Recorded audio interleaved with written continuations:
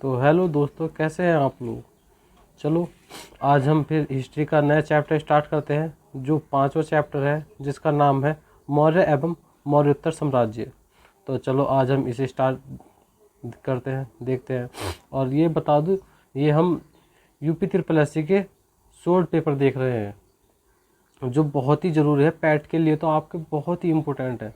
तो इन्हें कर जाना, ये 53 शॉर्ट पेपर है, बहुत काम आएंगे आपको।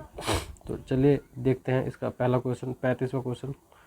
अशोक का सिंह चतुर्भुज स्तंभ शीर्ष डैश में एक स्तंभ कहा जाता था। कहाँ पर कहा जाता था?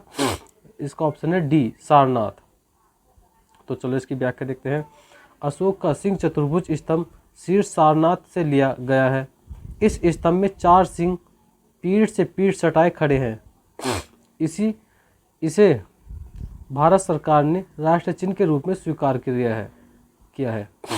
तो अब चलो नेक्स्ट क्वेश्चन देखते हैं, क्वेश्चन नंबर 36।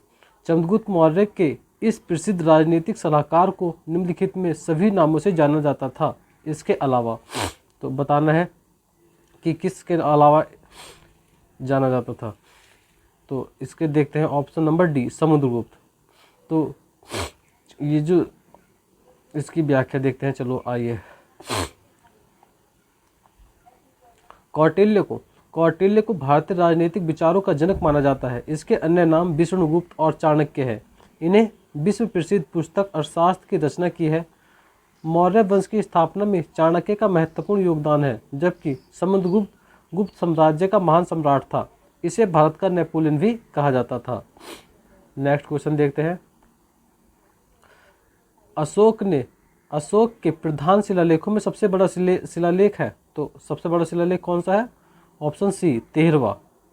अशोक के प्रधान शिलालेखों में 13वां शिलालेख सबसे बड़ा है, जिसमें अशोक के शासन के 8वें वर्ष होने वाले कलिंग युद्ध का वर्णन मिलता है।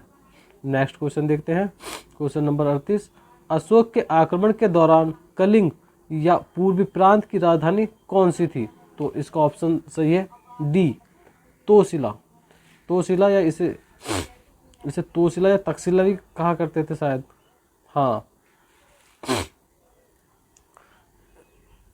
तो इसकी चलो व्याख्या देखते हैं। अशोक के आक्रमण के दौरान, नहीं आप एक बार चेक कर लेना, तक्षशिला शायद इसे कहते थे, अब पता नहीं, मुझे कंफर्म नहीं हो पा रहा, अभी मैं रिकॉल नहीं कर पा रहा, इसे बाद में देख लेना आप, लेकिन इसकी व्याख्या देख लेना। इसे तोशिली भी कहते थे। अशोक के आक्रमण के दौरान कलिंग यानी पूर्वी प्रांत की राजधानी तोशिल थी। अशोक ने अपनी राज्याभिषेक के 8 वर्ष के बाद, अर्थात 9वें वर्ष 261 ईसा पूर्व में कलिंग की विजय की। इसका उल्लेख उसके 13वां शिलालेख में मिलता है। इसी युद्ध के बाद अशोक ने धर्म विजय की नीति अपनाई। नेक्स्ट क्वेश्चन देखते हैं। देवनामपिर्य नाम किसे दिया गया था? तो अशोक को दिया गया था, ऑप्शन बी सही है। इसकी व्याख्या देखते हैं। अशोक को उसके अभिलेखों में देवनामपिर्य संबोधित किया गया। भब्रू अभिलेख में अशोक को प्रियदर्शनी, जबकि मस्की में बुद्ध शाक्य कहा गया है। अशोक के नाम का उल्लेख 4 अभिलेखों में मिलता है। ये अभिलेख है मस्की, गुर्जर, नेतूर और उडेगोलम है। जूनागढ़ के अभिलेख रुद्रदमन में भी अशोक का नाम है। नेक्स्ट क्वेश्चन देखते हैं। निम्नलिखित में से किसके बीच तक्षशिला शहर स्थित है? तो इसका ऑप्शन ए सही है, सिंधु और झेलम के बीच। चलो इसकी व्याख्या देखते हैं। तक्षशिला शहर सिंधु तथा झेलम नदी पर स्थित है। तक्षशिला पाकिस्तान के रावलपिंडी जिले में स्थित है। तक्षशिला प्राचीन काल में गंधार राज्य की राजधानी थी। रामायण के अनुसार भरत ने अपने पुत्र तक्ष के नाम पर तक्षशिला रखा। तक्षशिला प्राचीन काल से ही शिक्षा के लिए विश्व विख्यात रहा। यहाँ पर तक्षशिला विश्वविद्यालय स्थित था। अब देखते हैं 41 देखते हैं अगला क्वेश्चन। सम्राट अशोक का कौन सा शिलालेख कलिंग पर उनके विजय का उल्लेख करता है? तो कौन सा उल्लेख करता है? 13वां, जैसे कि अभी पीछे ही बताया था आपको। सम्राट अशोक द्वारा कुल 14 अभिलेख प्राप्त हुए हैं, जिसमें से 13वां अभिलेख सबसे बड़ा माना जाता है।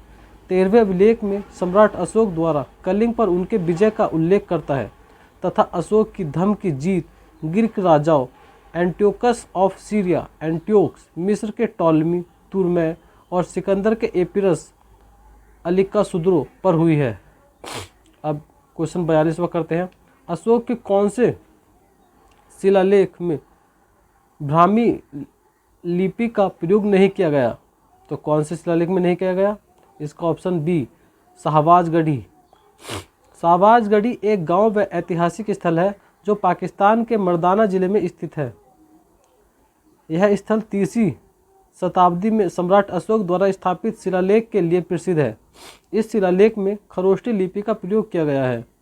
30 जनवरी 2004 में यूनेस्को द्वारा इस ऐतिहासिक स्थल को विश्व विरासत सूची में शामिल किया गया। निम्नलिखित में से मौर्य काल का सर्वोत्तम प्रतिमान कौन सा है? ये नेक्स्ट क्वेश्चन है 43। निम्नलिखित में से मौर्य काल का सर्वोत्तम प्रतिमान कौन सा है? तो इसका ऑप्शन है स्तंभ। मौर्य काल के सर्वोत्तम प्रतिमान स्तंभ है। मौर्य काल का विकास भारत में मौर्य साम्राज्य के युग मौर्य काल की सर्वोत्तम प्रतिमान स्तंभ है। मौर्य काल का विकास भारत में मौर्य साम्राज्य के युग में 4वीं से 2वीं सदी ईसा पूर्व हुआ। सारनाथ और कुशीनगर जैसे धार्मिक स्थानों के रूप में स्वयं सम्राट अशोक ने इनकी संरचना की है। नेक्स्ट क्वेश्चन देखते हैं। निम्नलिखित में से कौन सा अशोक के साम्राज्याधीन नहीं था? तो इसका ऑप्शन डी सही है, कामरूप। कर्नाटक के मस्की अभिलेख तथा गुज्जर अभिलेख से यह ज्ञात होता है कि अशोक का साम्राज्य कर्नाटक तथा गुज्जर तक विस्तृत था। अशोक का कश्मीर पर भी अधिकार था। उसने यहाँ अनेक अभिलेख भी बनवाए। कल्हण की राजतरंगिणी के अनुसार अशोक की मृत्यु के बाद जब केंद्रीय सत्ता कमजोर पड़ने लगी तब उसके राज्य प्रतिनिधि जालोक ने अपनी स्वतंत्रता के घोषणा कर कश्मीर को मौर्य साम्राज्य से अलग कर लिया। कामरूप असम का पुराना नाम है। यह अशोक के साम्राज्याधीन नहीं था। तो चलिए नेक्स्ट क्वेश्चन देखते हैं। बृहद स्तूप किस काल से संबंधित है? तो किस काल से? मौर्य काल से। बृहद स्तूप का निर्माण सम्राट अशोक ने करवाया था। इसका निर्माण 300 BC में हुआ था। सांची मध्य प्रदेश की राजधानी भोपाल में स्थित है। यहाँ अर्धवृत्त कटोरे की आकृति का बना है। तो अर्धवृत्त कटोरे जैसी आकृति का बना है सांची जो है। अब क्वेश्चन नंबर 46 देखते हैं। योग दर्शन के प्रवर्तक कौन थे? तो महर्षि पतंजलि। इसके व्याख्या देखते हैं। योग दर्शन के प्रवर्तक महर्षि पतंजलि थे। इनका जन्म गोरखनाथ या गोनिया में हुआ था। माना जाता है कि वे व्याकरणाचार्य पाणिनि के शिष्य थे। भारतीय दर्शन साहित्य में महर्षि पतंजलि के लिखे हुए 3 ग्रंथ मिलते हैं: योग सूत्र, महाभाष्य, आयुर्वेद पर ग्रंथ आदि। और क्वेश्चन नंबर 47 देखते हैं। दी गई जानकारी से राजवंश की पहचान करें। पुष्पमित्र ने इस वंश की स्थापना की। इसके प्रभुत्व दक्षिण में नर्मदा नदी तक फैले थे और पाटलिपुत्र, अयोध्या और विदिशा के शहर शामिल थे। उन्होंने 2 अश्वमेध बलिदान किए। उन्होंने बैक्टीरियन राजा डेमोक्रेटिस को भी हराया।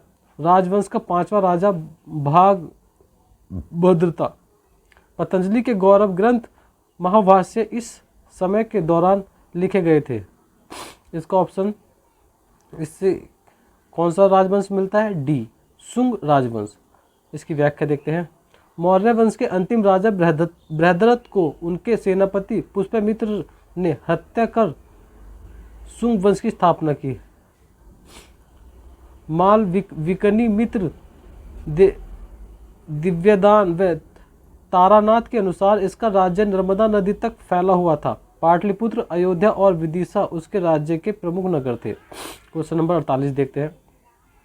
प्राचीन भारत के महान व्याकरणविद पतंजलि किसके समकालीन थे? तो किसके समकालीन थे जो पतंजलि थे? वे किसके? पुष्पमित्र शुंग के।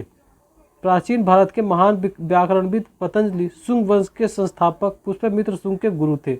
पतंजलि के महाभाष्य पुस्तक की रचना की थी। 49। अब देखते हैं क्वेश्चन नंबर 49। कनिष्क प्रथम के शासनकाल के दौरान कौन सा प्रसिद्ध आयुर्वेद विद्वान रहता था? आयुर्वेद विद्वान रहता था। तो कौन रहता था कनिष्क के समय? इसका ऑप्शन सी है चरक। जो ऑप्शन सी है वो सी है। चरक एक महर्षि एवं आयुर्वेद विद्वान के रूप में विख्यात थे। वे कुशासन राज्य के राजवैद्य थे। इनके द्वारा रचित चरक संहिता एक प्रसिद्ध आयुर्वेद ग्रंथ है। ये कुषाण साम्राज्य के संस्थापक कनिष्क प्रथम के दरबार में रहते थे। अब क्वेश्चन नंबर 50 देखते हैं नेक्स्ट। ये हमारा आज का लास्ट क्वेश्चन है, तो चलो इसे देखते हैं। कुषाण मूलतः कहाँ के निवासी थे? तो इसका ऑप्शन ए सही है, मध्य एशिया के। कुषाण मूलतः मध्य एशिया के निवासी थे। वहाँ से निकाले जाने पर ये लोग काबुल कंधार में आकर बस गए तथा वहाँ की सभ्यता से प्रभावित हुए। यह भारत आने वाली यूची जाति के 5 शाखाओं में से एक थी। तो आज के लिए बस इतना ही। आज हमारा ये चैप्टर 5 में पूरा हो गया। कल हम न्यू चैप्टर 6ठा चैप्टर स्टार्ट करेंगे, जो है हमारा गुप्त एवं गुप्तोत्तर साम्राज्य।